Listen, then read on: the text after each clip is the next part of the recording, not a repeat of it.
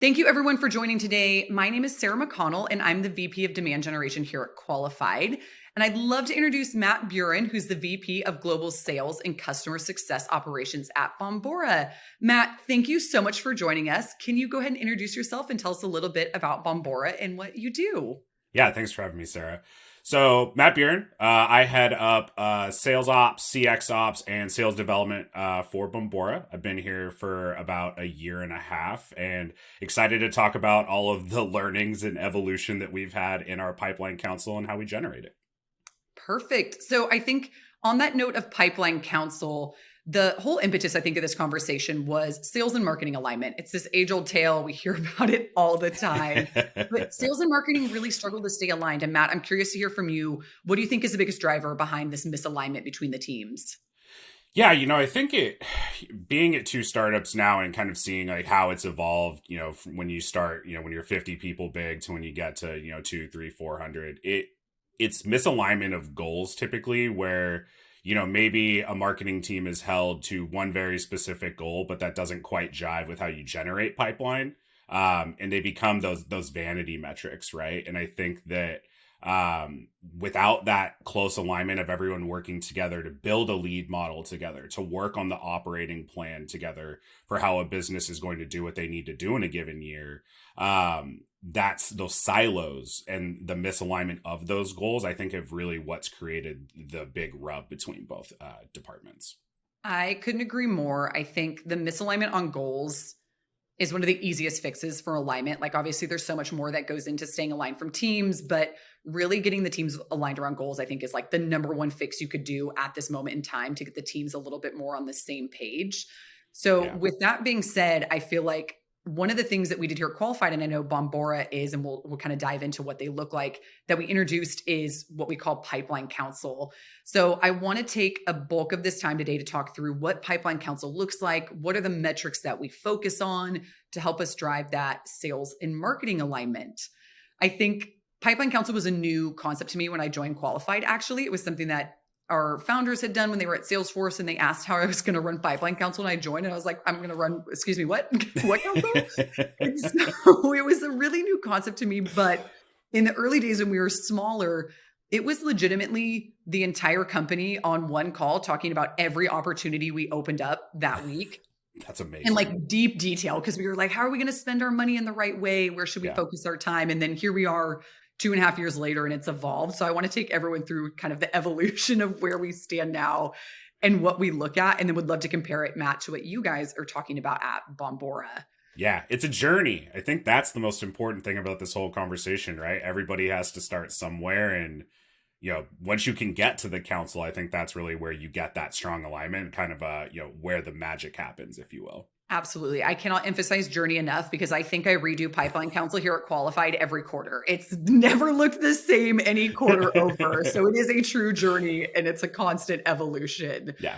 So I will say here at Qualified, the first thing we focus on every single week is where do we stand quarter to date from a pipeline perspective. So the entire company has a pipeline goal that we set before every quarter. We know how much pipeline we need to generate to hit our revenue goals.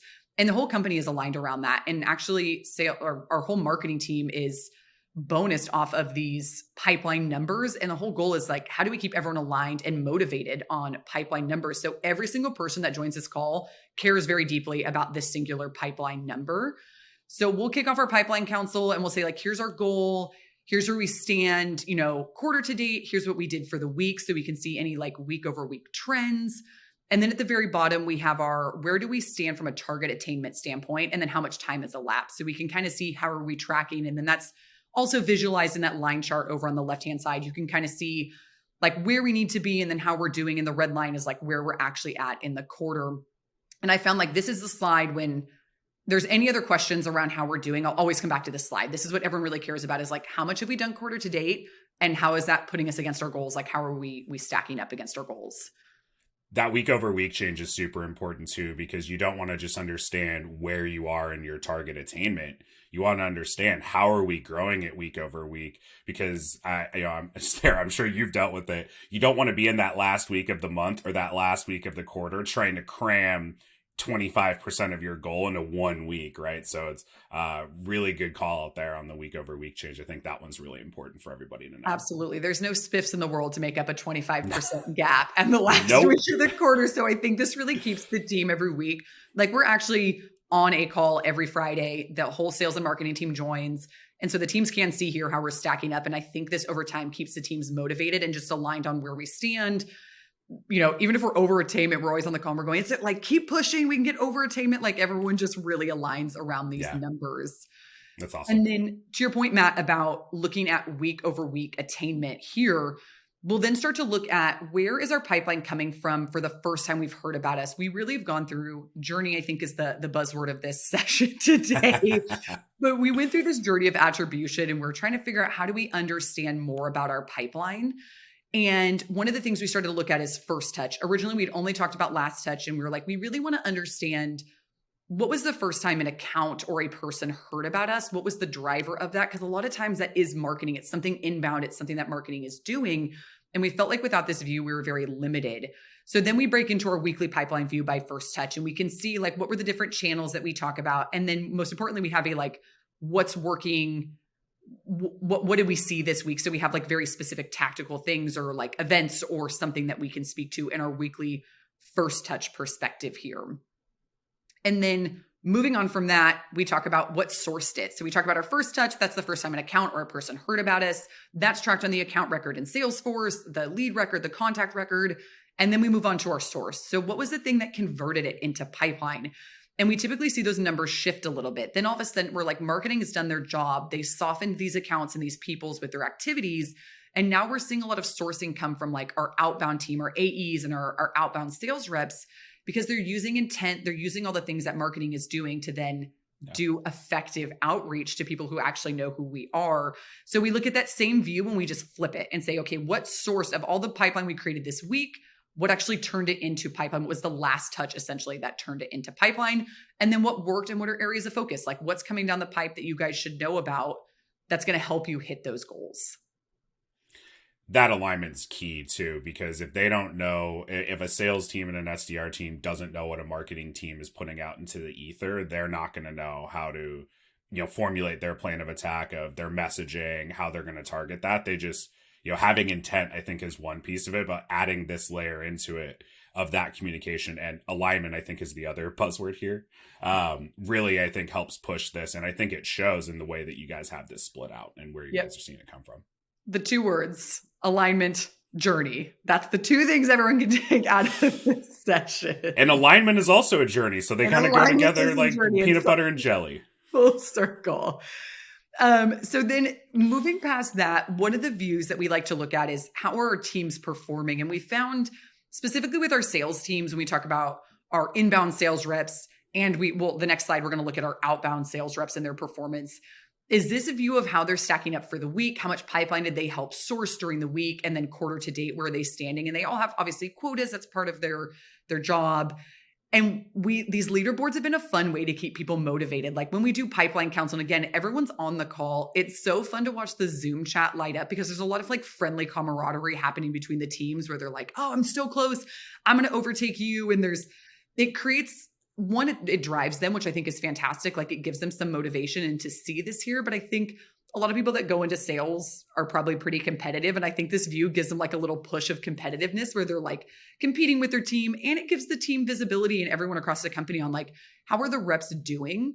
I know me personally, then I can talk to some of the reps and say, our top performers say, what's working for you? Like, how can I learn from you and understand like what's done really well for you? And then how can we put that into our enablement to help our other reps? Yeah, highlight it so everybody sees what success looks like and they want a piece of it too. Stack ranks are a powerful motivator for sure. Absolutely. And then very similar view, but this is our outbound sales reps. So same thing here. We talk about attainment, how many ops have they created, how much pipeline, just a different view, but the same idea of how our inbound sales reps and our outbound sales reps performing for the quarter. Now, the last thing I want to show everyone before we jump into Matt, what your pipeline council looks like. And I want to compare like, are we talking about the same things? Like how are different companies doing this? This is one of my favorite things. It's called our play of the week. This is something where every single week we pick out a handful of our favorite things that happen. We call them plays, but something that turned into pipeline. And we call them our plays. Like what were the actual actions that were taken to turn this account into open pipeline? And we get to highlight one of the reps. We get to show what the pipeline was, what sourced it, what turned it into pipeline. And then we take them through what worked. And I found what's so key about this is it helps enable the team without them even realizing it. When we have every single rep on the call and we run through an entire play and say from start to finish, here's how this turned into pipeline, it gives the other reps ideas on what they can be doing to also help drive pipeline, and they start to work it into their playbooks. And this is everyone's favorite part of Pipeline Council, without a doubt. And they're in the chat and they're saying, oh, that was great. I love how you did this. I love how you looked here and you geolocated them. And the plays of the week have been a huge hit. I want to hear from you. I feel like there's a lot for me to even learn from you. And I know we kind of chatted a little bit before this, and you were mentioning Bombora's in your early stages of Pipeline Council. So I would love to have you take us through, what does Pipeline Council look like for you at Bombora? Yeah, so key here is journey. It's funny. I started here a year and a half ago. All we really talked about were meetings. And we've really flipped the script on what we measure, how we talk about it. And I'll get into that on these slides. So where we start, it's at the executive level, right? Because you need that top level alignment. So when it comes to batten down the hatches time, that these teams are properly communicating with each other, right? And so here you can see we separate it by team. And the big thing here is we know, and we'll get into it in some later slides, we know exactly how much pipeline we need to generate for each of these teams in that given quarter in order for our sales teams to have a shot at hitting their goals. But we'll get into a lot more detail on that on one of the later slides. Perfect. And I love the idea of breaking out into the teams here. This is something we've been talking about at Qualified. And I love seeing how you guys are doing it with the teams, because different teams need different amount of coverage of pipeline. Different things matter to them. So I love that at your top level here, you have that broken up by teams. I think that's a huge differentiator here. It's helped a ton, because that's how when we built that lead model from the bottoms up, we were able to say, all right, each team needs this. Each team's going to have slightly different win rates. They're going to have slightly different deal sizes. They're going to have slightly different, just sales motions, right? And so we really tried this year to, really combine that and make sure that we're making sure that each team was properly set up. And one thing to note that I did forget to mention, we do this bi-weekly with our executive team during our forecast call, and we found that that's been a really good amount of time to spend on it. We usually spend about 20 minutes on the forecast and about 10 minutes on this, and it's really helped keep the executive team in line. And this also lives on their executive dashboard, where it shows what where that forecast is for the quarter and how deals are progressing. So executive dashboards, for anyone that isn't doing this yet, is fantastic because it helps keep them involved, and sometimes it actually creates less meetings on your calendar, which I'm sure that we're all striving for. Which we're all looking for. Yeah. So this is our waterfall. We took a pretty big swing this year. We said, there's a lot of infighting in inbound versus outbound. I'm pretty sure Sarah and I could do an entire session on the infighting of inbound versus outbound, right? Man. So what we really tried to do was, we know what number we need to hit. We know we need to work together to hit it. So what does that waterfall look like? So we're measuring meetings set and completed. How does that convert to SAL, which is a created opportunity, stage $0. What is our conversion rate of what we're creating? So we can measure what is the effectiveness of the meetings that we're creating, what is the effectiveness of the ones that are coming to a state where an opportunity is created, and of all of that work that we're doing, how much are we able to turn into pipeline? And then obviously the big number here is looking at, okay, it's great, but if you generate 37 ops, as you can see here, at 25K a piece, that's only for one team, right? So you have to make sure, we're generating enough opportunities, but do we have the pipeline coverage in order to hit our goals, which, pipeline generated is pretty much our North Star when it comes to our top of the funnel. Totally. And to your point of infighting, I feel like hearing you say this and keeping everyone aligned around one goal and that it was a big swing it's so great to me, because we've done something similar at Qualified where everyone has that big, I kind of mentioned that one big pipeline goal, and we still measure by channel and we still know what channels are doing, and we have that in our attribution model. But keeping everyone in that one goal, we found pretty early on, there's still going to be some things where there's, oh, we thought it should give credit here and credit here. And I don't know we ever overcome that, but Yeah. the aligning over one big goal does help the teams work together. And it just creates one big camaraderie of team, and you're working together to reach this one singular goal. And I think that's huge to help teams stay aligned. One day a proper multi-touch attribution model will exist. Until then, we're just going to be creative. One day. But for now, we're just going to just make it up as we go. Yeah. And, we've got a lot of good learnings, I think, that'll play into 23 on, I think we lost sight of a few of, first touch, we still kept track of, but last touch, I think we maybe lost sight of a little bit. So, big swing, but that big swing really opened our eyes to a lot of different things. So, big swing and we missed on the first few and we hit it out of the park at the end. I'm okay with that, right? Yep. Always learning. So the bottoms up approach I talked about, right? So we look at it a few ways. That last touch attribution is really how we've used the, where should we be putting marketing dollars? How should we be focusing the SDR team behind the marketing efforts rather than marketing doing their own thing, SDRs reaching out to their accounts and then hoping that it meets up somewhere in the middle. So looking at, what types of content works versus doesn't. What types of SDR activities post that, right? Because we've noticed after webinars, we have almost a 0% answer rate when we call, but we have an infinitely higher response rate on email. So trying to measure things like that of, not every content touch from marketing is created equally on what that SDR should be doing and how they react. The biggest thing that we did here was we just said, what's our bottom line revenue number for each team? And then we worked up. We said, okay, what's our average deal size for each team? Okay, great. We know that it's call it 25K.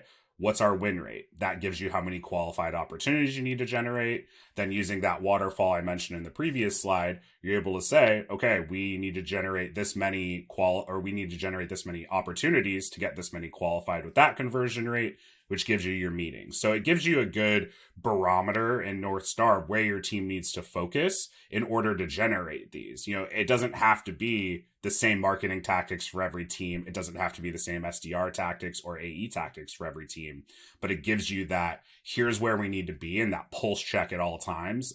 Similar to what Sarah mentioned in that previous slide, looking at week over week, where you are to goal at that moment in time. That's amazing. And I have to say the next slide I'm most excited about because I feel like this is just such a hot topic amongst demand gen marketing. So I'm so excited to hear you talk through how you guys are measuring this. Yeah, shout out Refine Labs and Chris Walker on this. Dark funnel view, right? There's so much happening that we can't measure. There's plenty of great attribution tools out there, but this is just the straight human interaction that can't be measured by a field in Salesforce, So what we've started doing in our forums is just asking, how'd you hear about us? What brought you to us? And this is a little bit cleaner view than what we use because we're able to say, in that purple you see for ad search and online research, we're able to dive into that and see the very, the granular pieces of what makes that up, and what this enables us to do is we start to understand, oh, wow, we're getting a lot of ad and online research. We're getting a lot of referrals. So what it actually pushed us to in Q3 was build a referral program. Especially for our customers and our colleagues, we should be rewarding people for bringing them to us, right? And so that's been a big second half goal for us of building a referral program around this because we know that we can generate a heck of a lot of pipeline for it. Absolutely. I love this view. And to your point, like maybe it's a little messy on the back end, but so simple. Just asking, how did you hear about us? If it's not messy on the back end, you're not doing it right. You're not doing it right. It's not real. And then, this is a pretty straightforward engagement measurement. So we have tiers that we put accounts into. We've got a, using intent data, obviously, because Bombora. We've decided that these tiers really show how engaged an account is. So we're not even just measuring necessarily a person, right? It's becoming how can an account become qualified and looking at things like content downloads, webinar attendance, how many, high intent forms has that company filled out holistically. And this gets built into our lead scoring, which is, the golden rule behind our prioritization because qualified, Bombora, this space doesn't exist without us focusing on who is likely to buy right now. And the cool thing is we've been able to build out some qualified experiences for each of these engagement buckets. So if you're highly engaged, we're actually feeding you different content based on what it looks like that your previous activities have been.